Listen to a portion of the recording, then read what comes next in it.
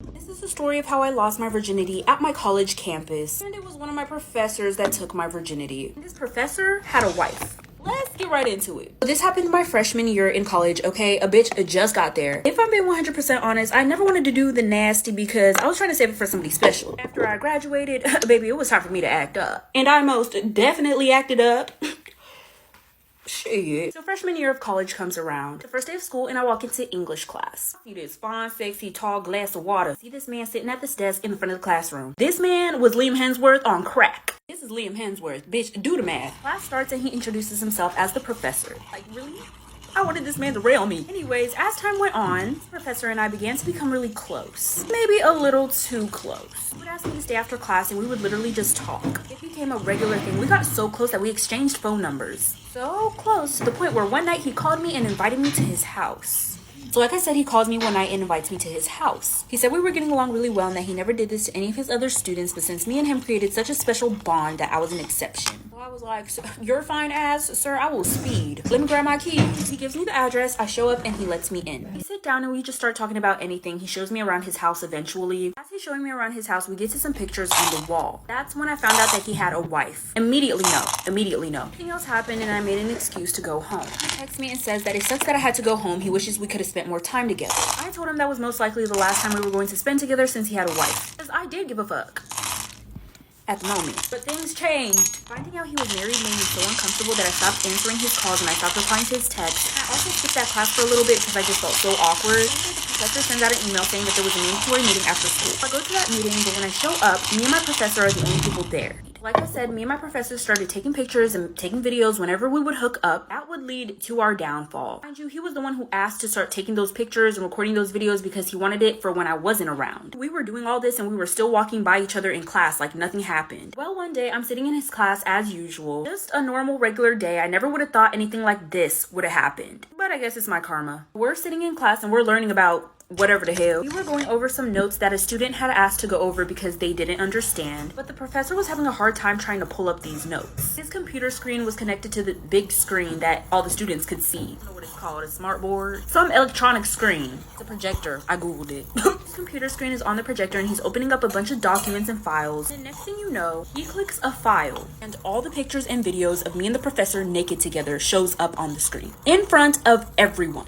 Like I said, the professor clicks on the wrong file on his computer. All the pictures and videos of me and him hooking up showed up on the screen in front of the whole entire class. I'm sitting there like, I don't know who that is. That ain't me. It might look like me, but it ain't me. The entire class gasped all at once. It was like a harmony. And some students who sat next to me started to look at me. Like I said, I don't know who that girl that looks exactly like me on the screen is. I don't know who she is. Don't associate me with her. I don't know her. The professor's face goes red. He was frantically trying to take it off the screen. Like, it's too late. I put my hoodie up and I didn't know if I should leave the classroom or just stay in the classroom because not everybody realized that it was me. Like, some people in college don't pay attention to who's in their class. The people that sat next to me knew that it was me. I didn't know if I should have stayed in class or if I should have left the classroom because if I left the classroom it would have looked guilty, but if I stayed in there it was just awkward. I decided to stay to avoid looking guilty. Once class was over and I went home, the entire school knew about me and the professor. So like I said, I sat through the rest of the class after those pictures and videos were shown. It just would have been way more awkward if I just walked out right away. Like, it's already awkward. Let's try to avoid the awkwardness as much as we can right now. By the time I got home, everybody knew about me and the professor. Everybody at school was talking about it. What's worse is that somebody took a picture of the screen. That was evidence, and someone sent that to his wife.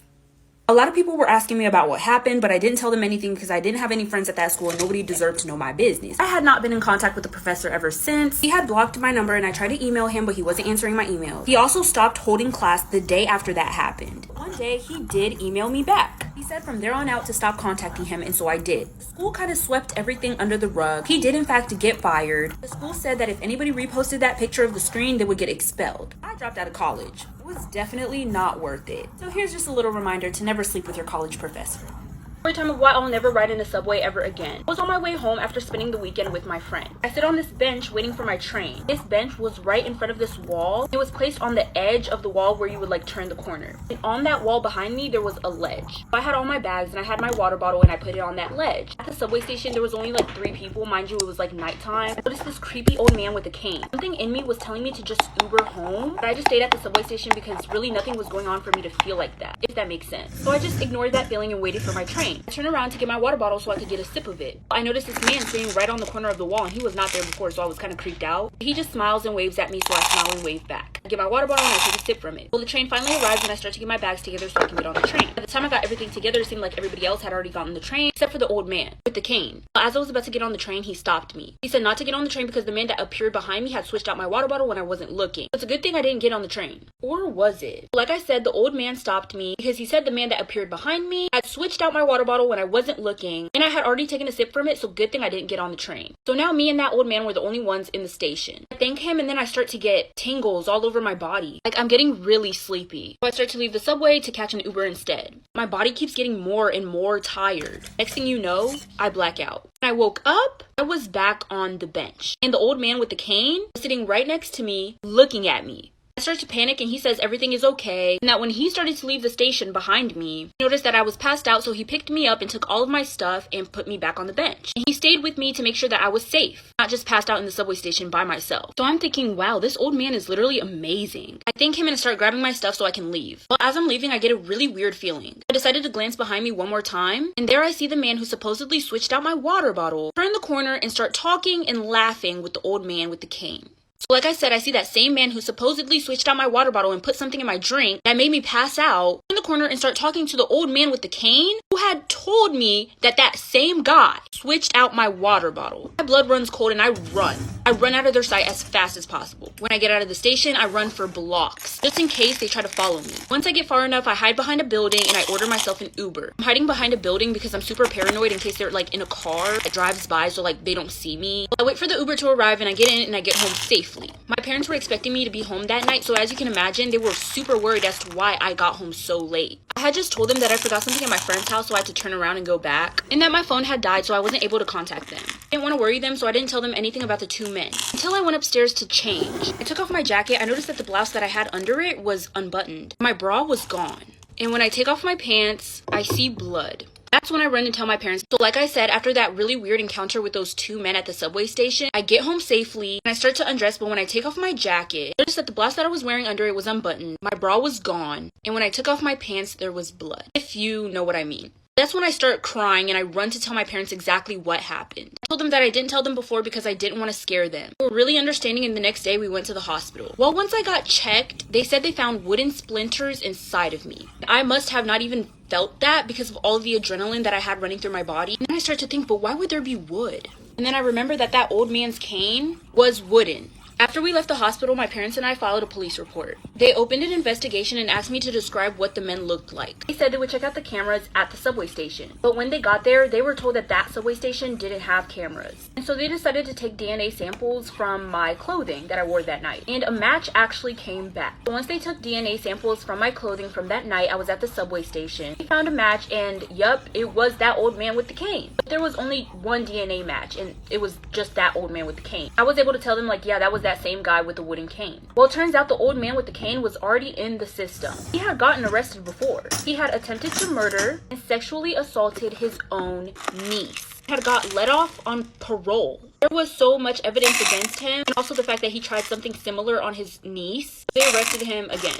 I also forgot to mention they took samples of his wooden cane, like the splinters that were found inside me. They matched it up to be like the same kind of wood. Anyways, so we go through the court proceedings and stuff, and now he's locked up for like 20 years, I'm pretty sure. I never rode in that subway station ever again, and I don't plan on riding in any subway station ever again. And that other man that helped the old man with the cane is still somewhere out there because there wasn't enough evidence against him.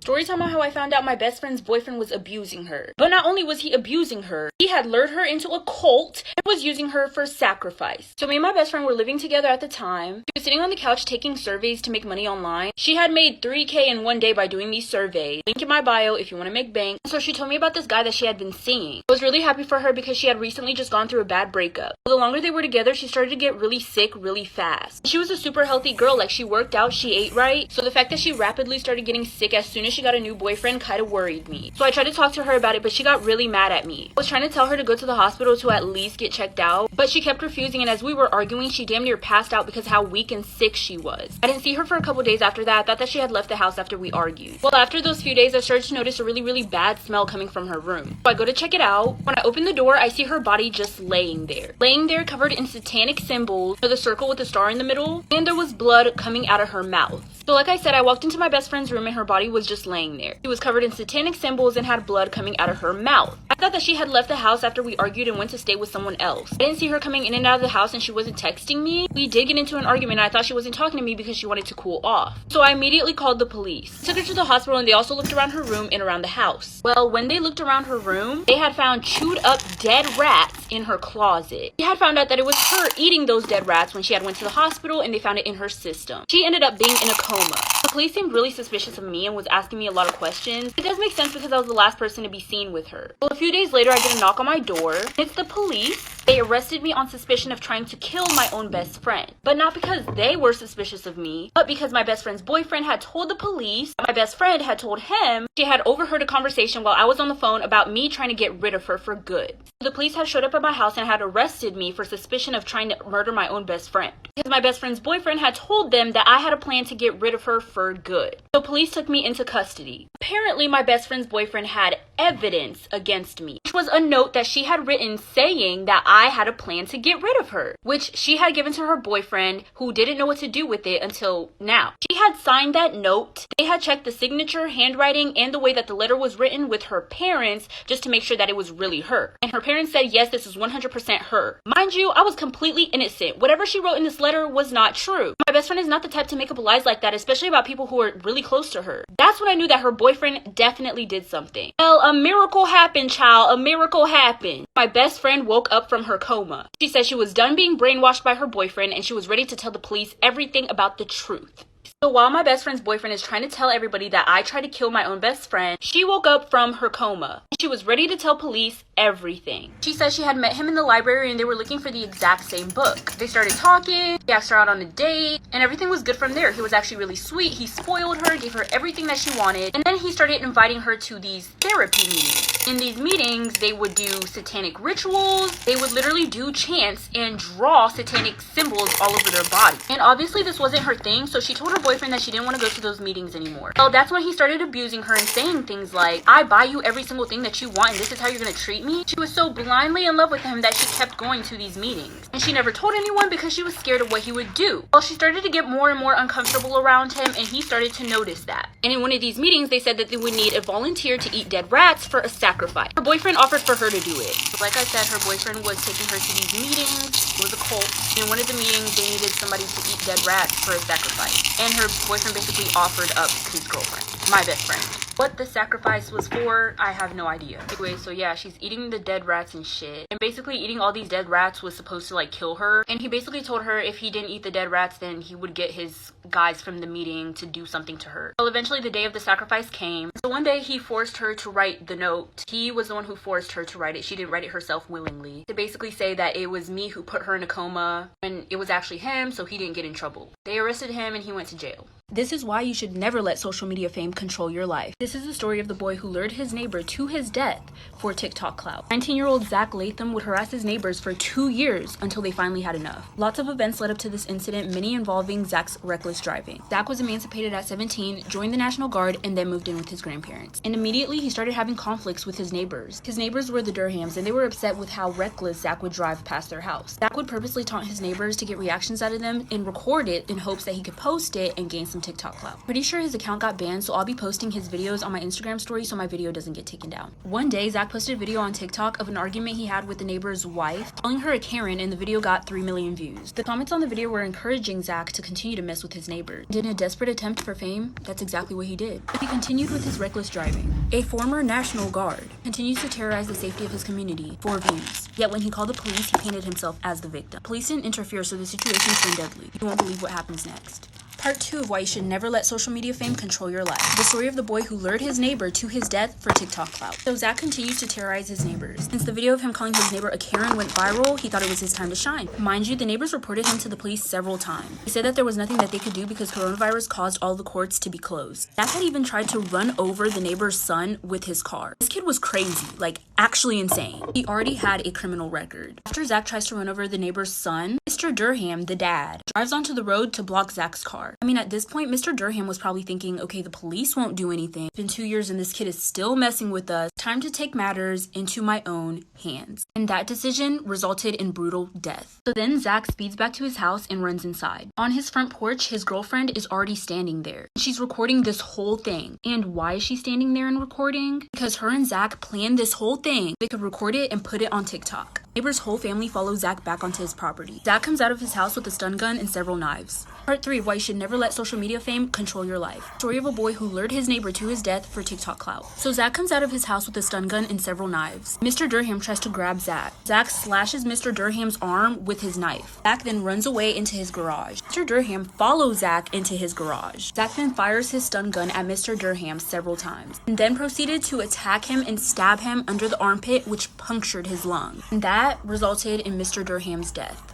The whole incident was caught on video because Zach's girlfriend was recording. She later on told the police that she recorded because she wanted it to go viral. Somehow, after brutally murdering a man, Zach calls the police and paints himself as the victim. This is part of the 911 call. What he says will shock you. 911, where's your emergency? There's blood all over the place. I just got assaulted and jumped. Are you the one that got stabbed? No, that was the other victim, but I got beat up really bad and I had blood all over me.